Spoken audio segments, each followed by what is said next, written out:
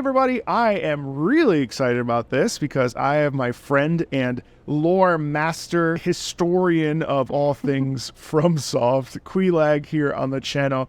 We're very excited because Quelaag knows everything there is to know about the hidden meanings behind all the details in Fromsoft. Would you say you know every hidden detail? I feel like since I've been playing the games for a really long time, my channel's been around for about 12 years now. Insane. I think that there are certain symbols and certain narrative beats that have been reiterated on throughout Miyazaki's lifetime. And I think when you're familiar with somebody's work, whether it's a director or an author or a game director, you kind of understand the language that they've been using over and over and over again, the abyssal serpent or big giant tree or whatever. You're kind of like, oh, I see you. Or eyeball. You're like, ugh.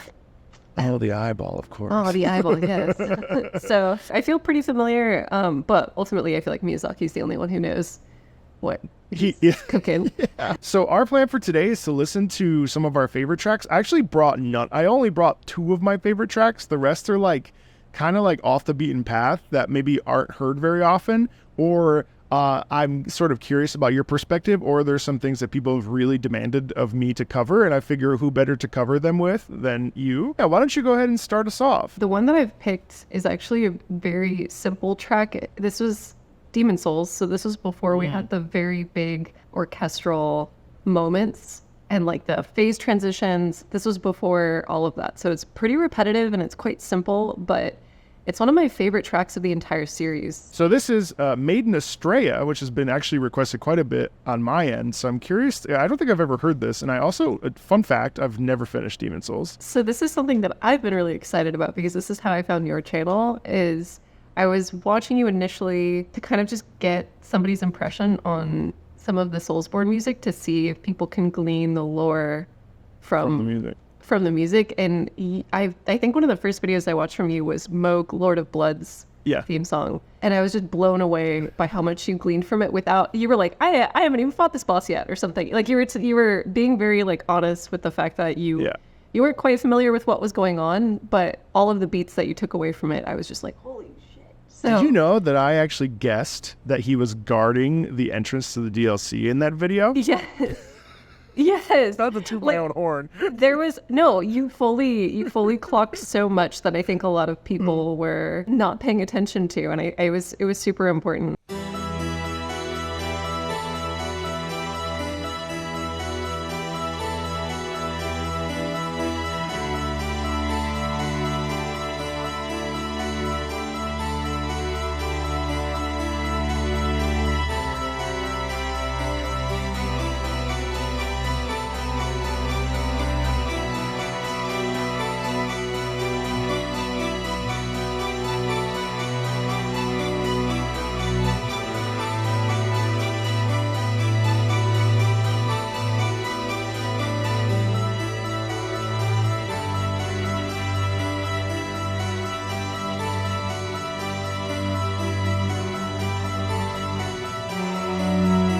So at this point, this is where it kind of repeats.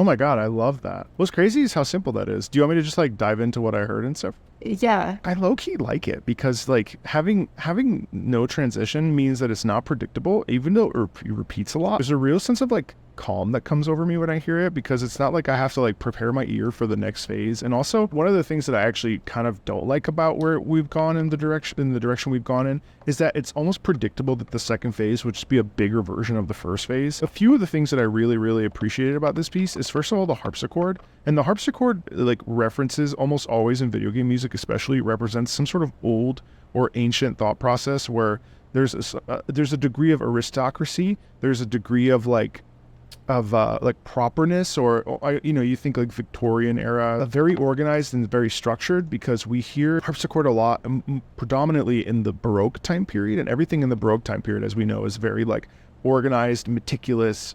It's really interesting because if I recall correctly, the Baroque moved us into classical, which then moved us into romantic. And all of these things are sort of like responses to each other. Like romantic is a direct delineation against the classical time period, which is all about style, structure, and form. And that is slightly more advanced than Baroque, because Baroque was even more tightly wound than that. So that's one thing. What I really found interesting is the antagonism between the long sustained notes and the descending pattern and the bass against the, not sharp, but just the more subdivided and fleshed out harpsichord. Da, da, da, da, da, da, da, da. All you have underneath is just this decay, right?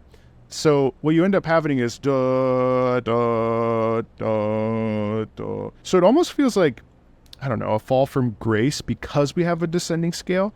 And what I really get, and obviously everything I'm picking up is like sort of vague, but what I'm also getting is like this circular idea. And so really what ends up happening is we're just in a constant state of wanting to pivot away from this pattern that we have. But like all human nature, sometimes we get locked into something and we can't ever break the cycle.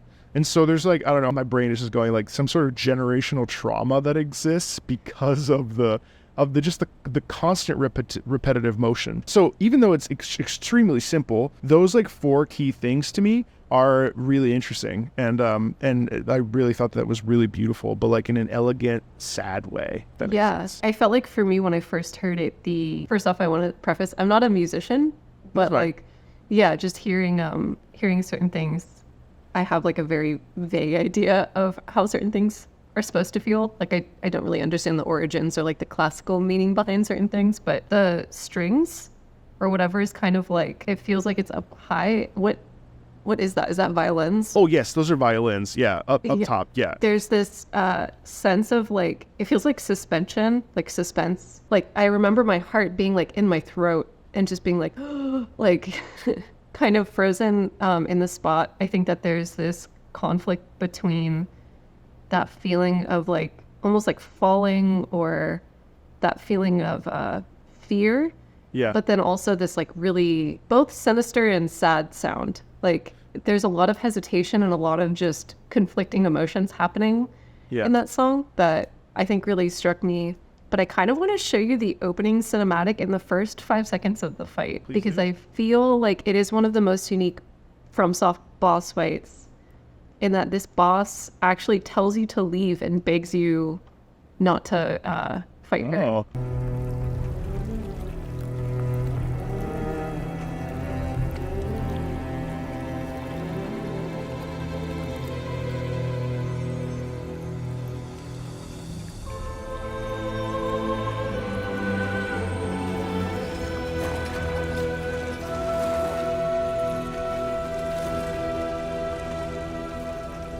Or I guess it's longer.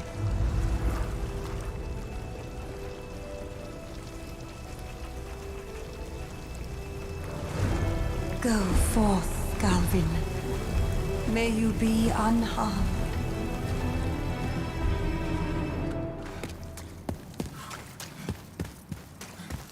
Leave us, Slayer of Demons.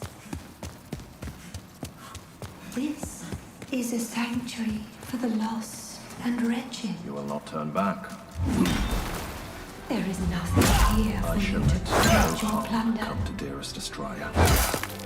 May you rot in the deepest depths of the swamp. Live quietly.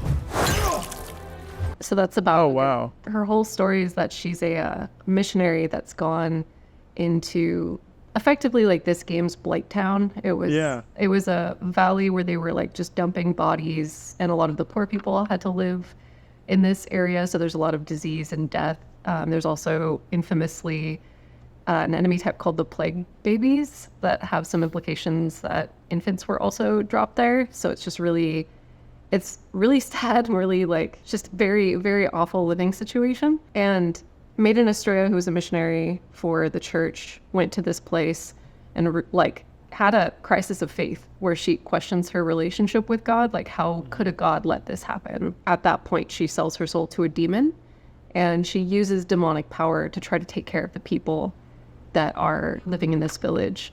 But she's also known as being called the most, I think it's like the most impure demon, or the most, I think it's the pure blood demon soul. Like, she's the most evil demon in the game. Really? Yeah. Well, she seems so nice. I know, yeah. She's supposed to be kind of the most vile or sinister, but I think there's a lot of really interesting contrast with her character and also her motives. Well, it's interesting because like some of the things that I was saying weren't completely wrong, but what I find really interesting is that like essentially what we actually get is it almost sounds like it's begging.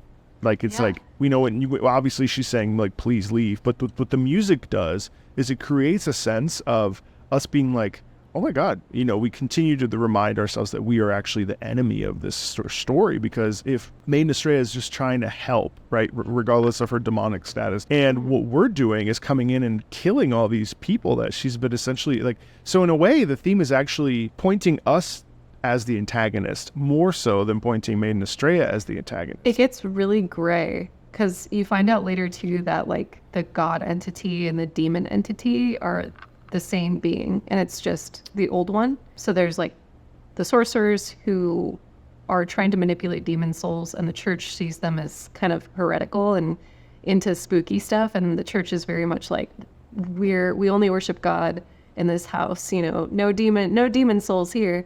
But ultimately, the source of the demon soul is both faith-based and intelligence-based, and they're effectively worshiping and communing with the same thing entity. Yeah, and so I think that the idea of goodness or evil in the context of either religion or academia it doesn't even exist in the way that these two organizations understand it. But Maiden Astraea, I don't think she realizes that she's discovered there's an entity and there's a source of power, but it's not God as the church understands it. And it doesn't seem like she comes to that epiphany necessarily, but she fully like has divorced herself from her faith or like her morality, I guess.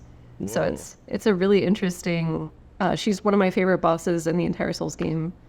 I wish they would bring more bosses like her back, because it really, it was heart-wrenching going into that boss room. Like I did not want to fight any of the little like mob enemies around there. Are the villagers who are just trying to like live their lives. Yeah. That's really incredible. Also, I mean, it does really indicate to me too, like there's the constant spinning, which like also indicates like that the cycle never ends and that it doesn't break. You know what I mean? Yeah. I feel like a lot of your takes were actually quite on point, especially with that feeling, that cyclical feeling of being trapped. When I think of Maiden Astraea and I think about her confronting her faith, there is that sense of like her feeling trapped, and she holds up down in the Valley of Defilement, in the area that she's in. It's kind of like deep in this swamp. Like she's quite literally very low in the boss room. She's down in like a pit. The descending music. That's really, really cool. Oh, I also really like that it's in this like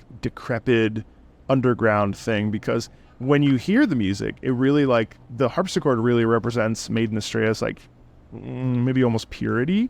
And like that's the thing that's really cool about music and lore, is that they actually have to go hand in hand, especially in these type of games. And so what's really fun is like all I'm basically relaying is subtext, and everything, whether or not it's accurate or not, like what really matters is like the musical choices that are made by composers are made specifically to like give the player like an added form of context so that they can connect to it more deeply, because it's all subtext. It's all like what she's thinking and feeling, right? But yes, then we're also getting the musical clues like mentioned, like going down into the depths of like a Blight Town sort of scenario, or experiencing the character of Maiden Astraea with the harpsichord, and then the string is the tension because she's saying, please don't kill them, and that's the tension that you felt with that sort of like long short that really is exacerbated and causes that sense of stress because it's like, please stop, no, and so that we're also getting the subtext of Maiden Astraea there too, which is awesome. Let's move on to one of my picks. People have been asking for the Burnt Ivory King from Dark Souls 2. I don't know anything about the Burnt Ivory King. I don't know if you do, but okay. I'm really intrigued to listen to this with you. So I've never heard this before.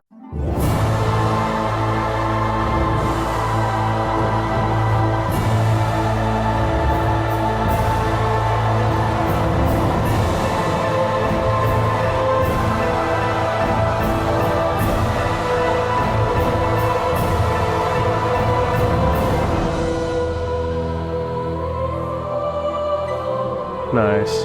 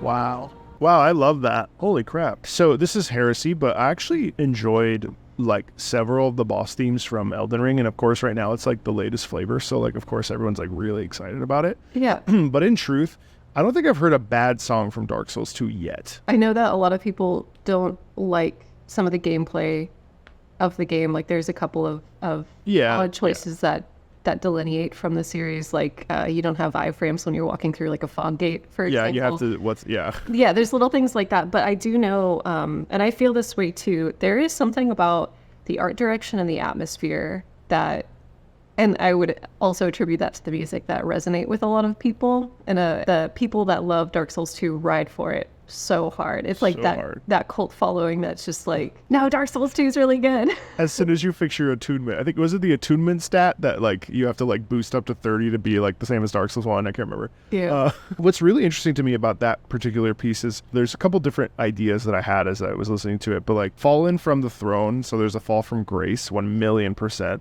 I think the Sopranos represent the followers that like followed the Ivory King, and then suddenly like we're like, whoa, wait, he was supposed to be our protector. There's a real like father figure element in this, especially with the Soprano, the boy Soprano. Is that your dog? Yeah, sorry. He's right here and he's going to be making loud honking noises. Oh my god, that's so cute. Oh, there he goes. There he goes. Bye. He heard us talking about him. The Sopranos wailing and the harp like cascading really gives a sense of like you were, I get like you were the chosen one, Anakin. Yes. I also love the church bells because the church bells, especially when we consider how when we hear church bells, usually it's because of like, some sort of like timely thing or Sunday morning mass. And so you get the sense of like some sort of like almost like a Jesus Christ figure that was supposed to like lead the people. Then there's like a rage and lost mind element, especially with the lower brass and the sharp ta shunk gunk gunk. Obviously the burnt ivory king. I mean, obviously he's not like a happy dude, but like that aside, like what I'm really getting from that is just loss and betrayal of and loss of trust. There's this theme in Dark Souls 2 about repeating cycles. A lot of the bosses, like the main bosses in the game, are reincarnated bosses from Dark Souls 1, and it'll say that like in their boss souls. There's also references to bosses from a long time ago, and the big conflict of the DLC, because there's a bunch of different kings and they all marry different queens, and all of the queens are fragments of the entity Manus, who is kind of the big bad guy in Dark Souls 1. So his soul gets shattered gets spread across a bunch of women, and they all marry different kings. And there are these isolated pockets of these stories of these marriages kind of falling apart, or the kings being manipulated, or maybe they bit off more than they could chew in terms of conquering something, or like a lot of these queens will try to push the kings to go and conquer, other countries or other civilizations. But you were so right. The burnt ivory king was very much like the good king. Like he was the king that would cut down any bad guy. Like King Vendrick, I would say, was a little bit more gray, but this guy was very like lawful good guy that everybody loved. There's this chaos, or like this flame that's deep within the earth that seems to be all consumptive, and he goes down to confront it, and ultimately his path and like his journey to do that gets it goes awry. It doesn't go well, and the queen kind of like encourages him to go on that journey, from what I remember. It's been a hot minute since I played Dark Souls 2 and the DLCs, but I can't believe you remember all that. yeah. So is she like a Lady Macbeth figure? Compared to the other queens, I feel like from what I recall, this queen wasn't as... I think it was more of a, you have to control the forces of nature because it's consumptive. Like it's going to consume everything, like chaos. So she supported him. It wasn't like go there and betray the... It wasn't like a betrayal. She did encourage it. Like all of the queens always kind of give the kings like a gentle push. But it wasn't a story of conquest like some of the other kings are. Okay. Can we watch the intro or like the opening? Yeah, of course. Whoa. Whoa. Yeah. That's crazy.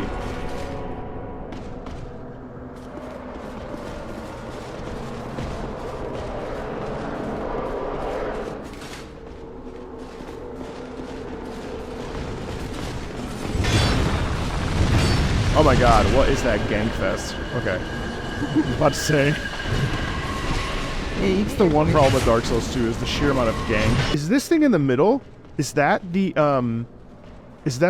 fire that he went down to confront? It's that, but then it's also all of the flame that is down in the all tree. Of this. Yeah, in the tree root depths is presumably all of the stuff that's left over from Lost Izalith from the events of Dark Souls 1.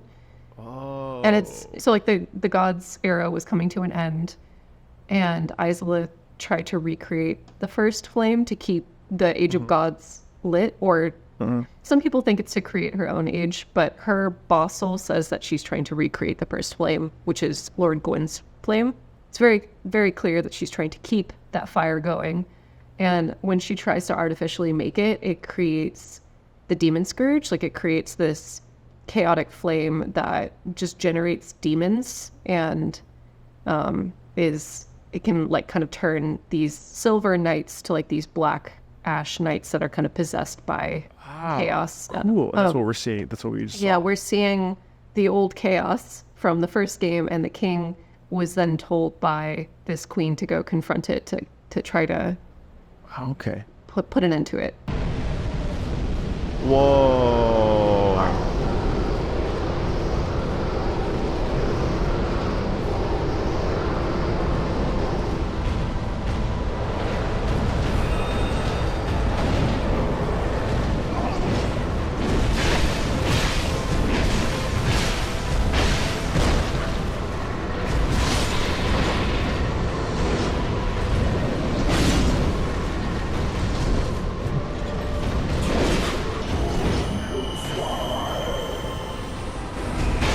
Oh my god, what? I like how they still showcase like his prowess with that. What's that? What kind of sword is that? Like some sort of shadow? Ice. That's so cool. That's amazing.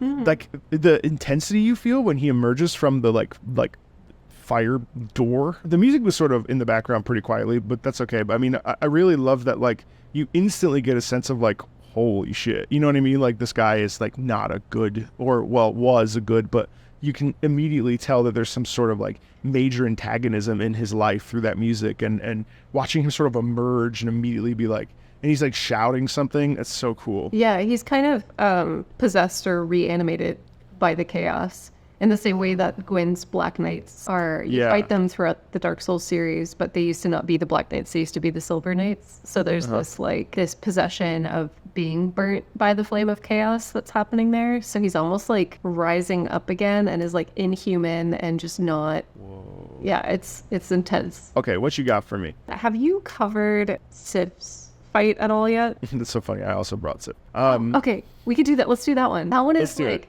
the quintessential. If I think of Dark Souls, the franchise, it is the Sif song.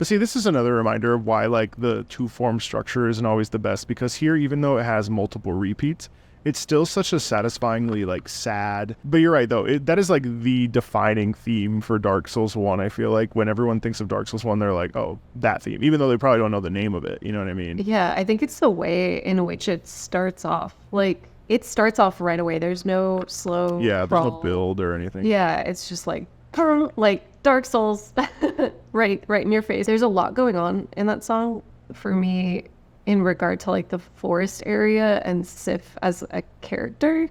And there's some like the female singer echoes some other themes that are happening in the forest, which is really odd because Sif and like the Moonlight Butterfly, for example, are not connected conceptually at all. They just ended up in the same place. Yeah. And so there's this like fairy tale ethereal element in the forest that's happening, but the forest isn't old. The cat NPC, I always forget if her name is Alvita. I think that might be the hair product brand. I don't know.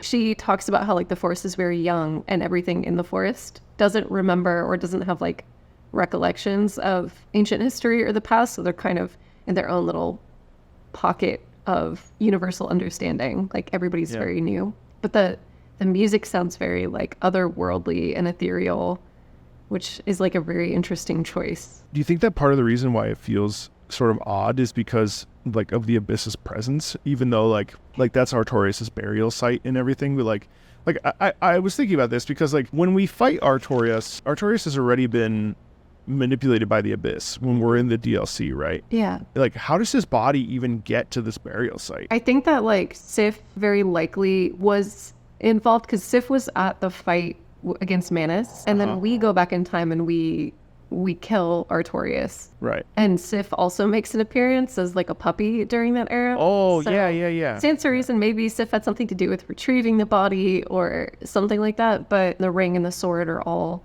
there at this grave site. The Abyss isn't necessarily there, but it's just so odd because like Sif's story is its own separate thing, but then the Moonlight Butterfly is it's a butterfly that got away from Seath. So like when Seath goes crazy, all of these like crystal butterflies just kind of start coming out of his crystal caves, and one just ends up flying up to the surface and hangs out in the forest area. So it's not even associated with the Abyss, and it's just kind of this new life form that kind of got away and is just hanging out in that zone. So I don't know if they wanted just like their whole forest zone to have a cohesive feel to it when you experience each boss, or Feel. yeah, or like what the deal was. But yeah, it could be maybe they wrote Sif's theme first, and then they were like, let's just make the Moonlight Butterflies theme like kind of related to in some way with the Sopranos, because it's not one for one. I think it's the Moonlight Butterfly is mainly just a female. It's the female singer, right. But it just sounds more ethereal and otherworldly. Like it's really high up. It almost reminds me of really old pulp sci-fi, like the way in which female singers would sing like alien theme songs with like I know it's memed a bit because it's been around for so long, but like what I really love about it is the real sense of like sorrow that Sif, like the loyal dog that like stands by. You know what I looked up today? I looked up, will my dog eat me if I die? I think my dog would. I think my dog would hold off, and then eventually she'd be like, I'm hungry. Yeah. Well, anyway, so all that to say, like, the fact that Sif, like, all these years, you know, because how many years has it been? It's been like, isn't it like... Oh, yeah, thousands of years. Yeah, 100%. Because the gods, I mean, like, time, I'm not going to say time is convoluted. That's kind of a meme in the Souls community, but time is different because the player characters, like tarnished or undead or whatever, are typically like the shorter lived mortals, and we're cursed with an undead curse that causes us to reanimate. But for the most part, our people are relatively short lived, whereas the gods or the demigods live for thousands, hundreds of thousands of years. So their lifetime trends and social attitudes could have shifted within a human lifespan. So like there's a lot of history in Elden Ring, for example, that's like since time immemorial, blah, blah, blah, blah, blah. But like for one character, that doesn't even mean anything.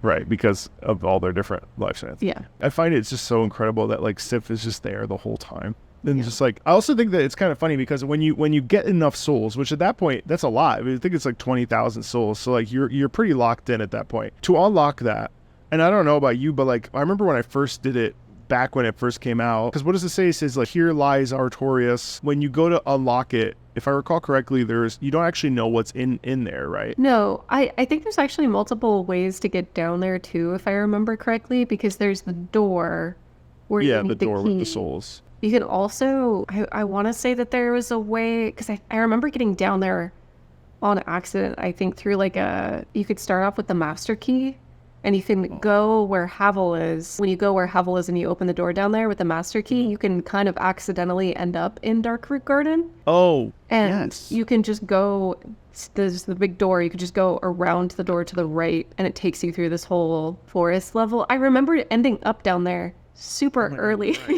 and being like, I shouldn't be here, oh no. But in that game we can't teleport. So you're just kind of screwed. Well, I don't know. All that to say, like, Sif's theme is really powerful, and I think, like, it makes me really happy that Sif is, like, even though it's, like, kind of tragic that you have to just destroy Sif, the loyalty that's on display there and the way that the pain in the music and how it showcases the sense of loss that Sif feels is so cool. But then also, too, like, well, cool in, like, a bad way, but also, like, Artorias, like, the whole lore behind Artorias and like what Artorias represents and what he becomes and the tragic fallen hero tale is so remarkable. And then when you actually fight him in the DLC, it's such an incredibly satisfying experience, because here, you know, this like, not dissimilarly to Ivory King, this like holy thing that was supposed to, you know, be a protector and a hero. And then you fight Manus and you're like, holy crap, this is like, you know, the definition of evil in this world, and the abyss and what it means, and abyss watchers and all sort of stuff. I mean, it's like, if I'm recalling correctly, if you beat Manus and summon Sif and do that thing first before you beat Darkroot Gardens, Sif has like a weird animation when you enter his boss room where he kind of holds off and like kind of limps around and is just kind of, oh yes, he recognizes you, yeah, I think too. yeah. So I think that there's one, I think, you know, Sif is trying to protect access to the Abyss, because having the Covenant of the Abyss allows you to Abyss walk and allows you to, like, potentially meet Kaith, for example. So, like, if Sif gives that up, he's potentially dooming the world if it falls into the wrong hands, like if the player character is a Dark Wraith or wants to side with Kaith. But then there's also this, you know, like, I'm testing you, and you could potentially save us and defeat the Four Kings and ignite the Lord Vessel and all that other stuff. So there's kind of like this weird, you could save us or you can destroy us, and I have to be the last one to kind of test your character before you make that decision, which I think is really cool. Yeah, the subtlety in there too, and the storytelling too. It's amazing, because it's not like it doesn't like hit you on the nose. You know what I mean? It's like a delicate sort of, like, that really stands out to me as like one of the key moments of that. I really loved the Sif, Artorias, Manus, not Abyss. I said Abyss Watchers, but the Four Kings. All that stuff is just so freaking cool. Yes. Let's move ourselves to Bloodborne, just for the sake of having to cover it, because it's my favorite. Yeah. Is it your favorite? I would say it is up there. I would say for me, I am a big, like, I love Demon Souls, I love Bloodborne, I love Sekiro. I think I'm a standalone, like, I love the Fromsoft games that are standalone. I have a strong place in my heart for Dark Souls, but I think it informed us a lot on Miyazaki's intentions regarding, like, the cyclical nature of events and suffering and reincarnation. I think all that stuff was very important, but I feel like, I don't know, there's something about Bloodborne and Sekiro that have just, they felt perfect and finished and Packaged with a bow. yeah. Sekiro, I have to say, doesn't get a lot of love when it comes to its soundtrack. If you happen to have some Sekiro love that you want to share, by all means. Sekiro is one I've absolutely not finished. I got to the ape, and then I was like, no. Oh man. I'm not doing this anymore. The Divine Dragon fight, when you walk into that boss room, I was like, this is a painting. This isn't a boss fight. This isn't a video game I'm playing. This is like a full-blown A work of art. Yeah. Maybe we should listen to that. Okay, so now we're listening to the Divine Dragon from Sekiro.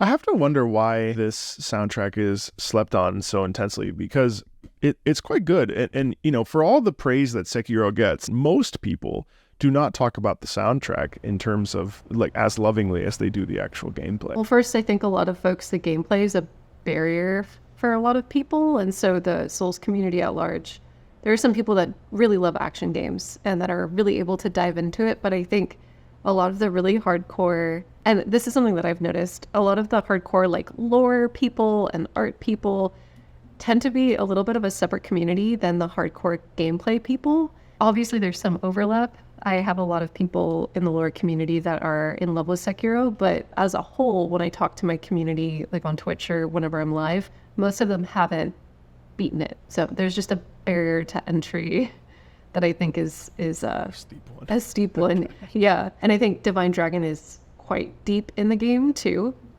It's very far in. I would say Sekiro is, in terms of lore, probably one of my favorite games, period. Like, I think it's the most fleshed out, and some of the symbolism that is happening, especially with the Divine Dragon fight, goes really hard. So it's interesting. Like, the first half is a bit slow and almost a borderline ambient, but not that it's bad, obviously, but ambient music is not bad. But it's interesting because in a lot of these other themes, we tend to have a forward propulsion that we really hear in the second half of this. But what I find interesting is that the first half we have a lot of noodling around with the flute, which I find kind of fascinating, because if we're talking about like a dragon, especially, and I think I've seen a picture of it, it's like a big blue dragon, right, with like whiskers, you really actually get the essence of like coming upon this thing. And if it's in this like a sea of clouds, which I'm pretty sure it is, then you're getting all the like, you're getting the setup for like walking towards the dragon rather than actually fighting it. And then the second half is when it like starts to really kick in, and that's when we get the sense of like, okay, now we're in a duel with this godly being that's larger than life, way bigger than us. And I can't really, honestly, I can't even fathom what it's like to dodge and block and do all the things that one must do in Sekiro in order to succeed. This like hulking beast of a creature. So it's cool how the music, like, even though the first half is a bit slow and ambient, you still get like the flute, which is indicating the like twirl, like the sort of snake-like elements of the dragon. So the first chunk of the boss fight, it is definitely supposed to evoke that feeling of like worming your way up into the clouds. Like it's like almost like you're seeing something climbing up. But then also the mobs in this boss fight are kind of the first phase. You have to approach the boss, but there's all these enemies that pop up and kind of prevent you from approaching. The whole kind of lore around the dragon is supposed to represent this like divine immortality, or the person who currently rules over Ashina, and there's all this pursuit about like different rulers wanting to achieve dragon blood or like immortal everlasting godhood, so that way their era or their rule doesn't have to come to an end. And then there's the one character who has this dragon blood who is trying to rid himself of it. And so you see this like really interesting relationship with immortality that's happening, and the responsibility of power, and the person who wants to get rid of power is a child, like is the child ruler, Kuro, who you're kind of protecting as Sekiro. So there's a lot of really tragic storytelling happening regarding this divine dragon, but there's a lot of really interesting stuff happening. Like the divine dragon is sick. There's like a bunch of these mobs that are playing the flute around the dragon, and that also seem to cause a poison affliction. You as Sekiro are going in to quite literally like cut out the rot of this dragon, or to like cut off the poisoned limb of it in a way. There's speculation too, because it's missing an arm in the same spot that Sekiro is missing, but there's speculation because the divine dragon's tied in with like cherry blossoms, that the big tree in Ashina, the big like cherry blossom tree, is the dragon's arm and represents Ashina as like a nation or as a whole. But it's really like, it is a painting. It's a living, breathing, walkable painting that you can go, explore. It's awesome. When you describe it that way, like, I don't even want to watch it because I like low key like want to experience it. I guess that's one of those ones that you do not want to watch. You need to experience it by yourself. I have to like get through the guardian ape, and like I would have to like restart and you have to do it. Lady Butterfly took me like 12 hours. Yeah, she's definitely the first skill check for sure. She's the first wall. She's like, you're gonna learn how to parry today. God. Okay. Well, noted. I will re-add it to my to-do list. Maybe that's what I'll play in September. I don't know. We'll see. Okay, let's listen to Living Failures then from Bloodborne. We're doing all the like deep cuts today. We're not doing any of the hits. I see that. So I'm down with it though. If they want to see your interpretations of or like your takeaways of the hits, I think that they can go watch your other videos. That's fair.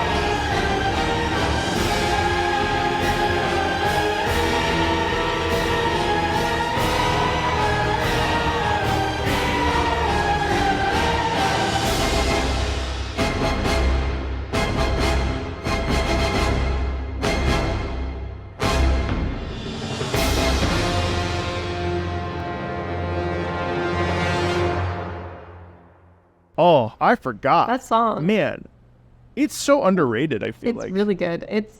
Oh, sorry, hold on one second. I might have to pick him up. Yeah, I absolutely love that theme. And I'd forgotten, and I've listened to it multiple times, but like, this is the thing that happens with me is that sometimes things go out of sight, out of mind. So like in one ear, out the other, Yeah. even though like you analyze it and like listen to it and stuff. You know what I really want to do is I want to do like a ranking list of every single Fromsoft, like I would literally like a 4-hour, just like every single boss theme and just rank them. Yeah. Man, but Living Failures is great. And you know what's interesting to me from a lore perspective too is that like these are people that like weren't these students? No. So there was an orphanage that people were then taken from. Well, there's a lot of lore.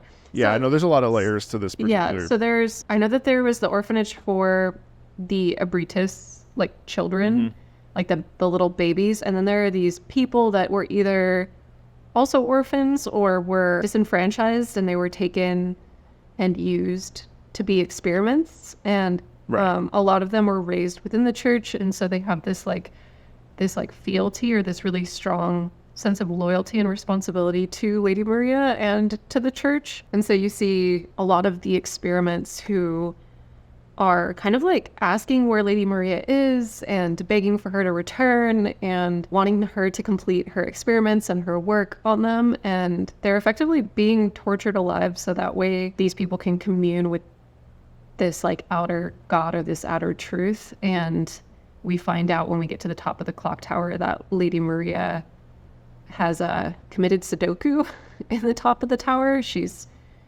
dead, but because we're in a memory, she's able to exist and reanimate and be as she was before. But that's why a lot of the people in the clock tower, or like in the experimental lab, are asking where she is and are kind of like, she's been gone for a really long time. Where is she? Why hasn't she come back to us? But when we see her, she's slumped over in a chair, and there's like the lumen flower. She's like kind of picked some lumen flowers, and they've been like laid out in front of the big clock face in memoriam for the fishing hamlet. She also throws away her weapon in a well out of like penance. She's kind of just sick of her relationship with her Canehurst heritage. It was almost like she was running away from this bloody Canehurst background, only to then become a part of the church and continue violence, but in a different way. There's a lot of revelations that she has where she's just kind of, I have to abandon all of this, and then she abandons herself. My question is, obviously in the music we do hear that commune with the outer God and so on and so forth, but do you feel like, is that of the living failures' own volition, or do you think that that's just like what they've been instilled into them? So like, oh yeah, it's of their own volition in the sense that they've been conditioned to want that, and that's what their purpose is, that's what their function is. But because they're living failures, because they aren't like the perfect celestial envoy, it's kind of like a testament to Lady Maria's sins and the way that she just kind of messed up all of her subjects and has like cursed them to be living failures. do you think that they even are aware of what they're doing in this particular fight, or do you think that it's all just like zombie sort of mentality where they don't have a like conscious thought, they're just like sort of acting in accordance to their heads? It's interesting because the lemon flowers are present in that boss room, but they're kind of wilted. They look like floppy and not very new or fresh. They look kind of sick. And the lumen flowers are supposed to face cosmic truth instead of facing the sunlight. So, and like also in the concept art, the center of the sunflower, the lumen flower, is supposed to look like an iris, like an eyeball. So there's this visual imagery of trying to see something or perceive a cosmic truth or commune with an outer being. And then you see this wilted eye, or like a wilted sunflower, and you see like the living failures with the deflated heads. Whereas the celestial envoy has like a big bulbous, like gray alien type head when we fight him before we meet Abritus. So it's pretty clear that he was used or able to commune with Abritus in some way. So there was some kind of success at some point in Lady Maria's research, but I don't know if it was like after her or if the church just continued to do what she was doing. God, I don't remember any of this. Yeah. The Old Hunters DLC takes place in the past, right? So we're going back and we're seeing the living failures, we're seeing her experiments, we're seeing the lab and where all these patients are being held. And then in the main game, we go to the orphanage, which is where new subjects are being held by the church. But then the orphanage at the very tail end of it is where we see the successful, whatever Lady Maria was trying to create, we see the successful version of it, and it's called the Celestial Envoy. So it's very clear that the Celestial Envoy is like the successful iteration of Lady Maria's work. And then right after the Celestial Envoy fight, we're able to break into the church and find where Abritus is being kept. So it seems like there may be some tie-in or some success with being able to commune with outer gods or find outer gods. Oh yeah, for whatever reason, my brain always just thinks of the amygdala fight. Like that's like for whatever reason, I'm like, oh yeah, that's like I didn't even remember those celestial envoys. Yeah. Oh yeah, the celestial emissary with the big heads. Yes. And so so the living failures are the failed versions of this. Yes. Yeah. Oh. And they're all in the Lumen Flower Gardens. One is just in the past with Lady Maria, and it's kind of her iteration of that. And then the present, or like what we perceive as the present, is the Celestial Emissary fight. Yeah, Bloodborne's crazy. Yeah, it is. I love Bloodborne. Yeah, I love it. Like it's, I think another really good way of storytelling. You quite literally go into like frozen memories and dreams and nightmares, so you can kind of understand where you are on the timeline, because they make it very apparent with where you're traversing to, like whose memory it is, whose nightmare it is. In the DLC, we're going into the Blood Drunk Hunter's eye using Lady Maria's tombstone. We're kind of going into like somebody's memory, presumably Lady Maria's memory, of everything that she experienced during her timeline. Because you also find the old hunter's bone at that tombstone in the real hunter's workshop. Oh, yeah. We're seeing like you're going into somebody's eye, and so therefore you're seeing their perception. And then the moon, I don't know if you remember, the big moon in the hunter's dream is like has a bunch of holes in it, but the Blood Drunk Hunter's eye item has the same pattern of holes. So you're kind of seeing, it's almost like the moon is the pupil, and like we're seeing inside of the eyeball. Oh my god! But then you fight the moon presence, and then that's related. That's in the hunter's dream. That's like in a right. Oh yeah, that's right. Yeah, man. And I don't even remember anything about Orphan of Kos. I mean, like I actually stopped. I didn't beat it. I actually stopped at the Orphan of Kos is scary. When he emerges from the embryo or from the like sac or whatever it is. There's just so many things about that game that I like. That's why I want to replay it, because it's like it's been long enough that I don't remember anything about it, but I also like know that I really like it. You know what I mean? So like there's so many different components of it that I just am intrigued by. I feel the same way. My memory is just such dog shit. So I always feel blessed whenever I kind of come around to like, oh, I kind of have forgotten Dark Souls 3. I forgot most of this. Yeah. That I'm able to go back and play it and be like, oh yes, I'm experiencing it for the first time again. It's the blessings of getting old. With this, I was curious, like, obviously we did a lot of like lore chats and so on and so forth. Do you feel like you've come away with some of this discussion with a different perspective on music per se? I feel like ever since I started watching your channel, I feel like that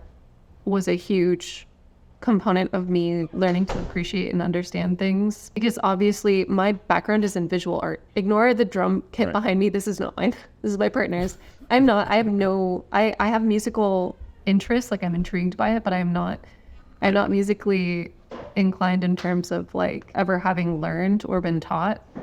So it's always something that's fascinated me. So whenever I would watch your channel and listen to both the historical, because I feel like you got used to opera as like a means to tell stories. So you're able to understand things that were used in classical music to kind of deliver an emotion or a feeling. The devices, yeah. Yeah. So those are things that I don't have. And so I think a lot of my references of that are things like growing up with Fantasia, or a lot of ways in which pop culture uses music now. So like, for example, hearing your feelings about the harpsichord with Maiden Astraea, you got this aristocratic feeling from it.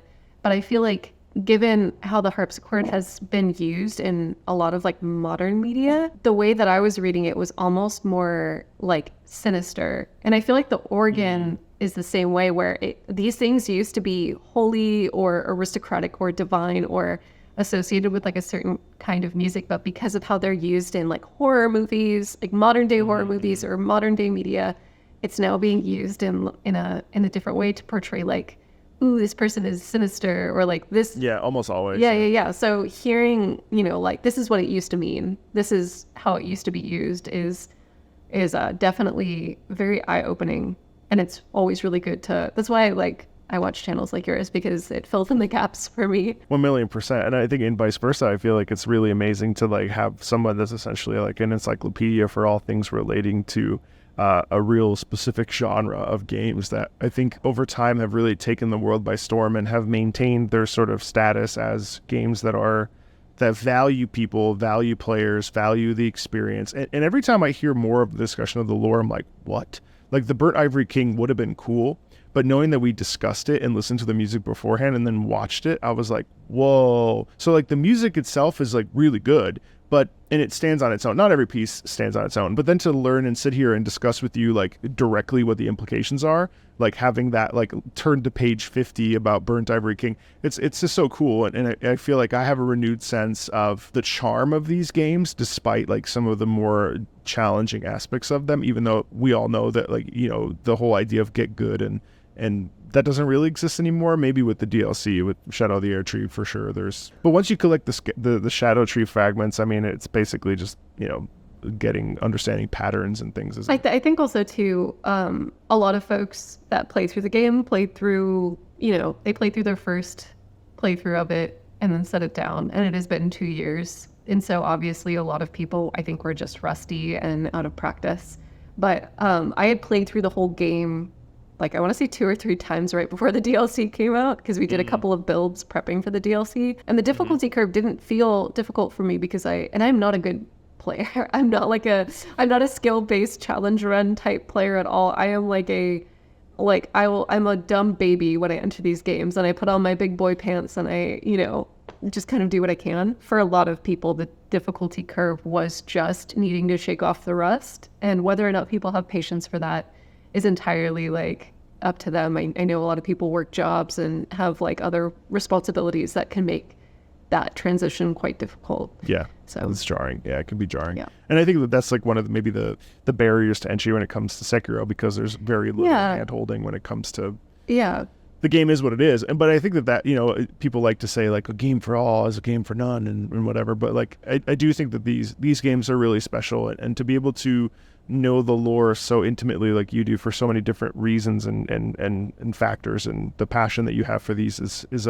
makes me want to play them more. So, you know, you've done such a great job of cultivating a community around you that appreciates just the deep discussions on this stuff. I think also too, to your point, Fromsoft does an amazing job at storytelling without exposition, or, I mean, they use dialogue and they use written word, but so much of their story, I mean, Miyazaki references the painted world multiple times throughout Dark Souls, and how, you know, there is a painter and there is an artist, and they have to, you know, let old worlds die and new worlds come into being.